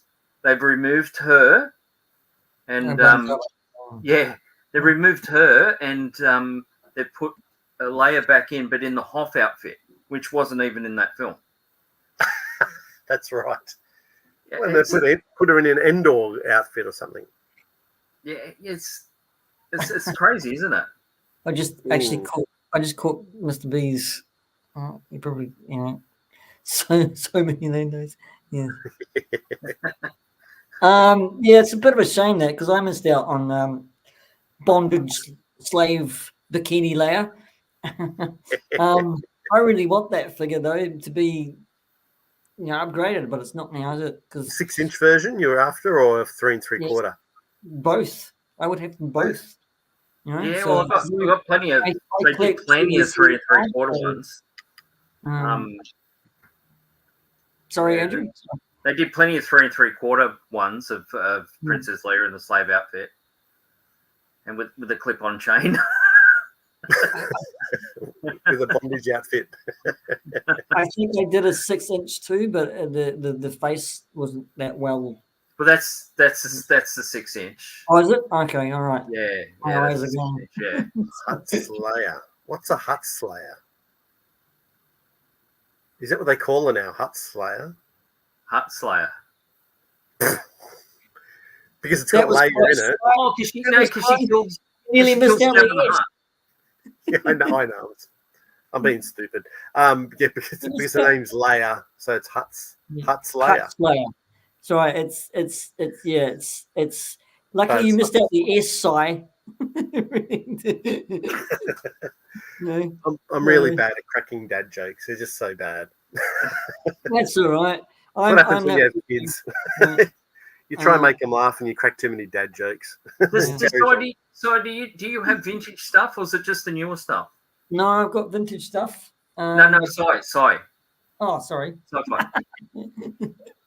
Well, is Sai coming on Sunday to Collecticon? That's the big question on all our lips. There is rumours. he's probably shaking his head or nodding his head at this point. But he was thinking of coming up to CollectorCon on Sunday. So I don't know how that's all coming along. Good to meet you there, Si, if you can make it. Strange. She was in it. Black Series archive line a few years back. Yeah. Yeah, but that's the thing. They Times have they changed. don't listen to the fans, which are 99.9%.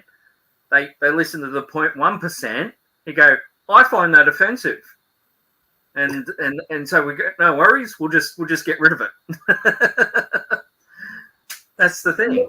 Funny story with Leia and the director. The director didn't actually like Leia, Carrie Fisher, that much in Return of the Jedi.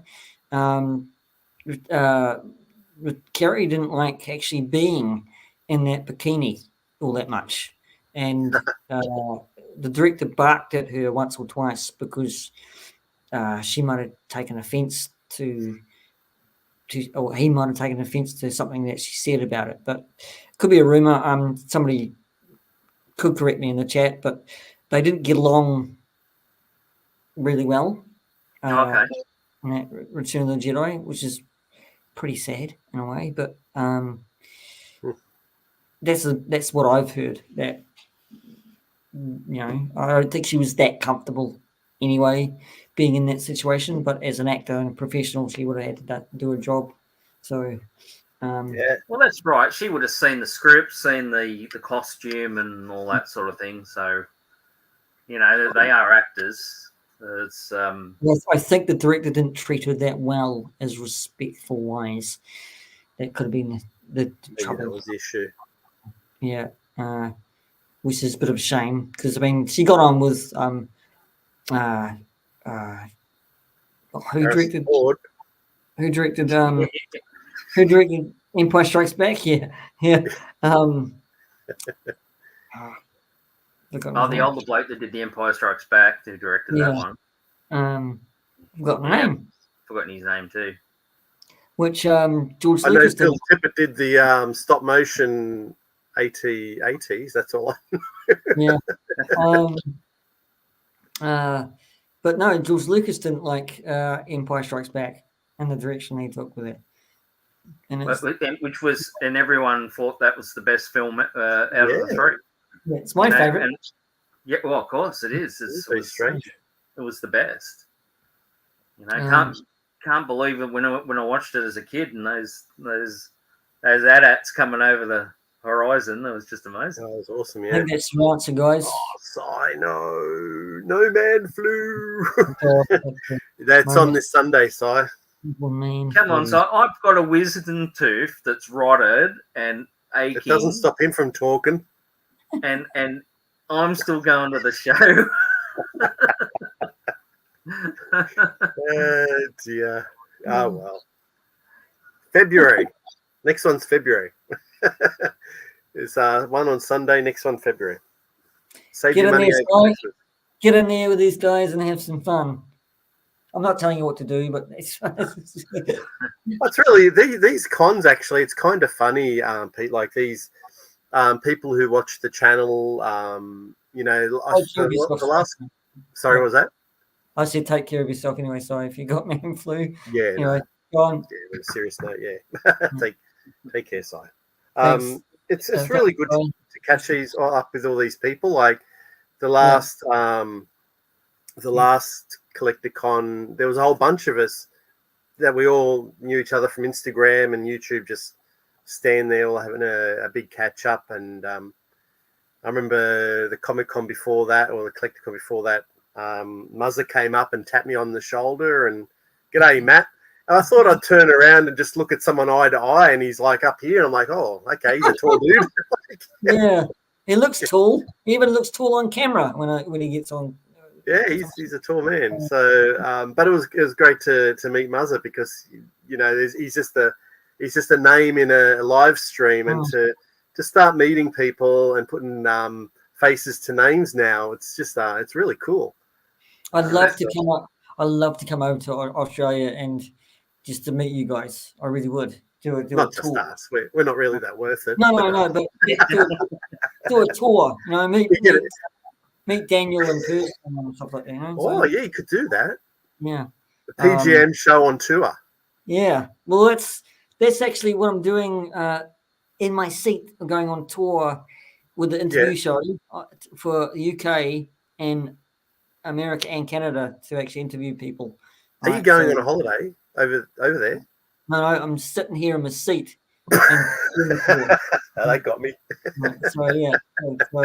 Well played, Peter. Well played. It's too much money to go. But anyway, one day. No, it is a lot of money. Yeah. One of these things. I was going to say you must have been saving for at least 5 years for that trip. to get off our islands, off to overseas countries, it's a bloody fortune.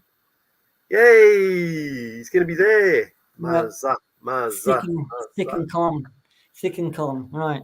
I don't know. Oh, you doing cons as well? Swindler. Collective Swindler, man. Cons. Sorry, it's a bad joke. It's a horrible joke. Sorry. Is that your dad? Is that your version of a dad joke? Is it, Peter? Yes, it's more terrible than yours. Yeah, it was. That was. You are now the leader, the winner. The bad dad jokes. I ended up explaining the joke, and that's the worst thing you could do. Yeah, sorry. It's not funny when you got to explain it. That's right. It's the worst when you have to explain your dad joke, isn't it? That's what happens to my kids now. I try and crack a funny joke, and they just look at me and just go, "Good try, Dad." It's like, I'll go back to my toy room. I haven't got any kids, Matt, so that's even harder. So yeah.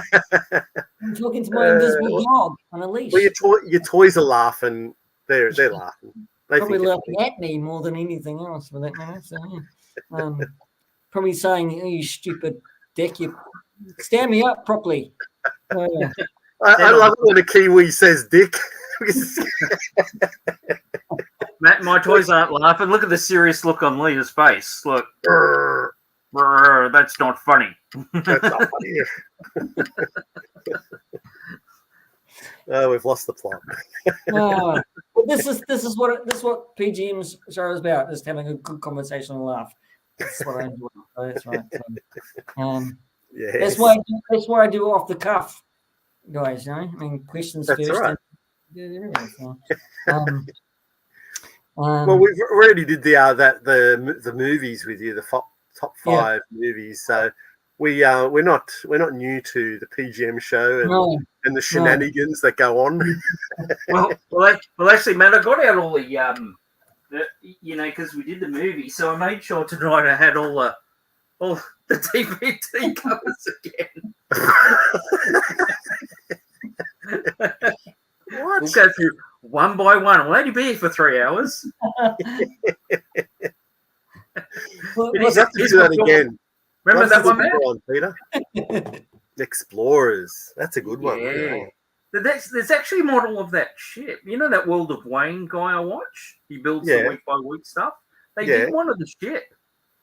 Really? The actual ship. Yeah. I couldn't even remember what the ship looks like apart from that picture.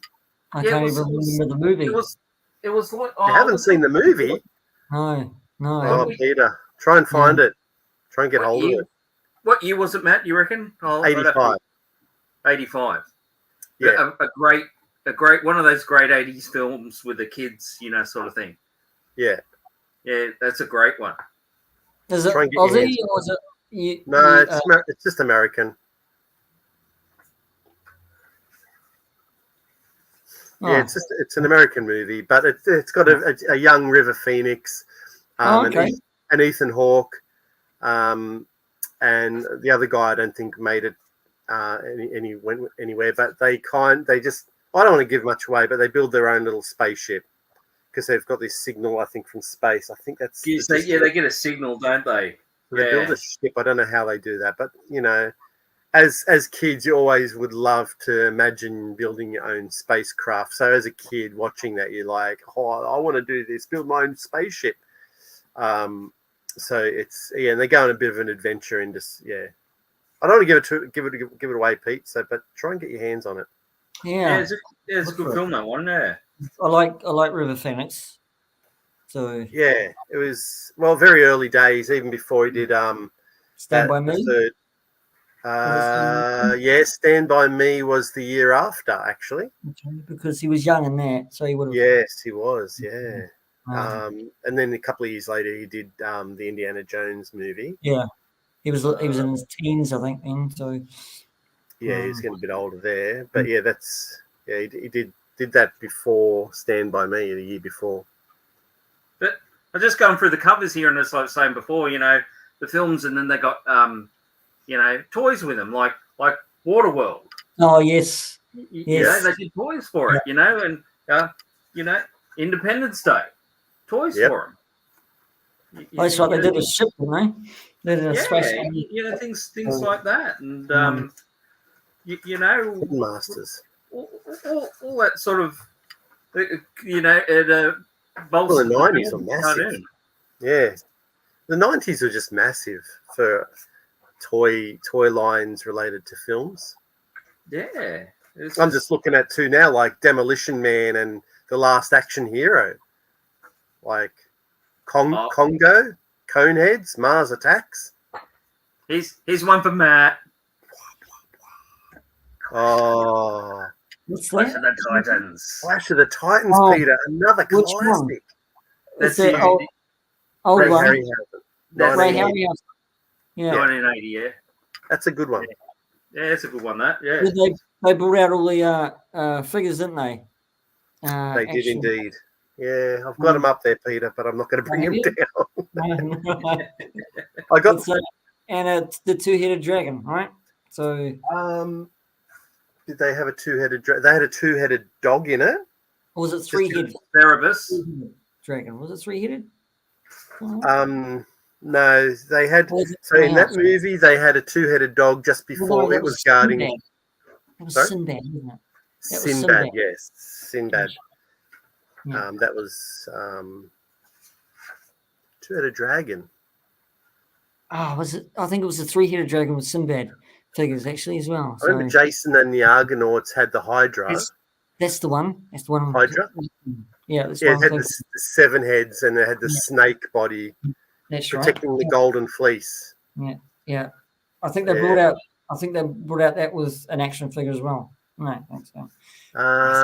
Maybe someone like Star Ace has bought out some figures from Harryhausen movies, but no actual, toy lines, not like a Mattel or a Hasbro.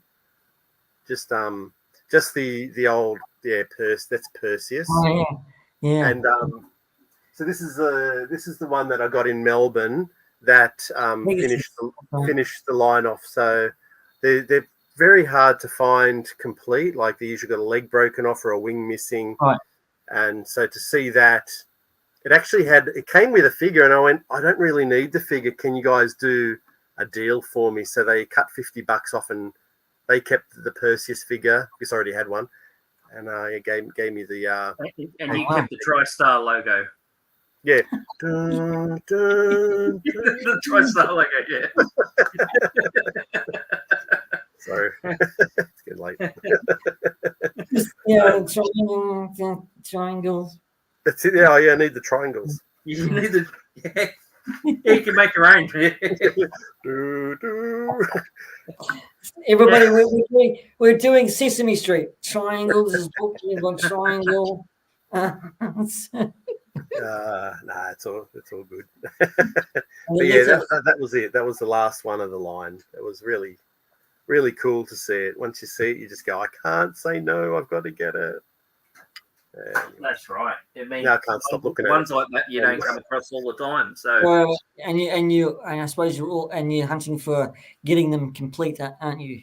In your collections. So yeah, slowly. Like that's it for the line for Clash of the Titans. So I got the Kraken earlier in the year.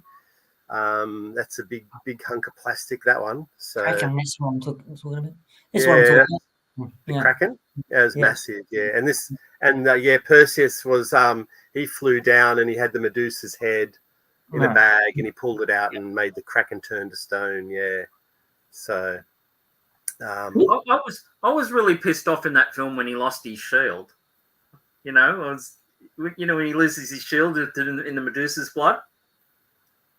Oh yeah, why? Why? I can't remember watching it as a kid. It came out. Well, was it 1980? So it would have been 10. Yeah. Or 10, or around about 9 or 10. Yeah. 9 or 10. Yeah. And I remember seeing the shield drop in the. I go, no, he's lost his weapon. He's lost his shield, and you're devastated. Fair enough. That's funny that you remember those funny things, isn't it? Yeah, well, we used to go up to a place called Port Macquarie in the 70s, late 70s, early 80s, and they used to play all those sort of films. They the Harryhausen ones. They used to play them in those sort of local cinemas. Yeah, they would have been probably big. Yeah, they were pretty big. They're big in the day. I think it's a shame he retired, but I guess I understand. It's just something that he was, I think, 60 at the time, and he'd honed his skills since the mid 40s. So it was like probably nearly 40 years in the business, and it was changing because there was even on that last movie. He just took control all the time. He did all the stop motion, all the puppets, all the filming, all the editing for those puppets. But by the time that last movie come around, he had to have helpers. So he had to have a couple of guys help him build the puppets and film. And the world was changing in regards to special effects as well. Yeah, it was CGI coming, yeah. Yeah, so it was only from those 90s. That's when Phil Tippett was trying to build the Tyrannosaurus Rex for Jurassic Park, and that guy created it all on the computer, CGI. Yeah, and CGI, the crew like Steven Spielberg and the guys were going to go off. They thought they were going to go and watch something from Phil Tippett about the stop motion T-Rex, and this guy hijacked the meeting. And he knew he'd get in trouble for it, but he thought, well, look at this CGI. How can I let this go? So Steven Spielberg and maybe Kathleen Kennedy in the early years, they all sat down to watch this animation where it was going, and he put up this CGI of the T-Rex and knocked their socks off. And that's it. That was the end. They kept Phil Tippett around because he studied the movement of animals and how dinosaurs work. So they kept him around as an advisor, but yeah, that's where it all changed after 93. So sorry. It had to progress. That's why I think George Lucas made a decision to actually progress that technology. Yeah.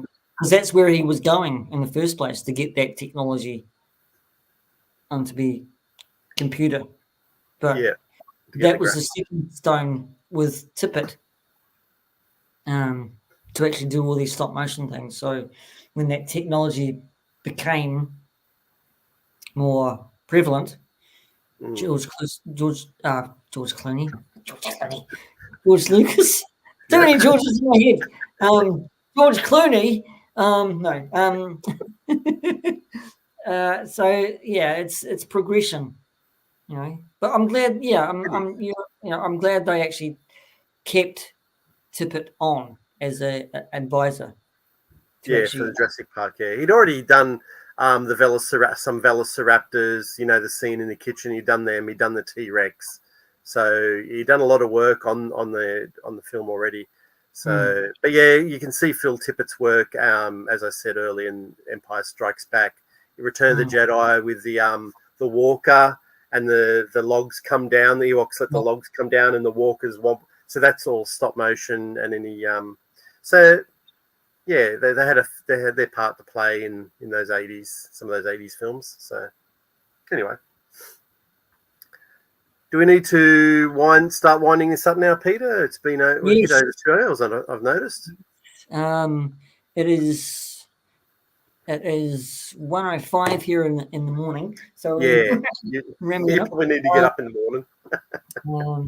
But yes, we will. I will say thank you to all everybody in the chat. Yeah, thank you. But also, and thank you to my two lovely lads guests in Australia, Matt and Andrew from Keep On Collecting. You all know them, so if you don't, please, as I know, as I'm going to say anyway, might as well. Please subscribe to their channel. Definitely subscribe. They've got some great content, and they do streamings as well. I love their content because I learn every day with you guys doing the. I don't know why I'm doing these with my arms. Anyway, that's not important now. What's important is that that's the Italian blood in you, Peter. I haven't got Italian. Scottish. I'm Scottish, so Scottish. I'm doing the Claymore stuff things. Small little Claymore spin the arms things, but anyway, it's again I'm going off a tangent. But it's been lovely to talk to you, Andrew and Matt. I appreciate your support as well for my channel, and that I support your channel and I support everything you do. And so I thank you again immensely being my guest. It's been good having us on, Peter.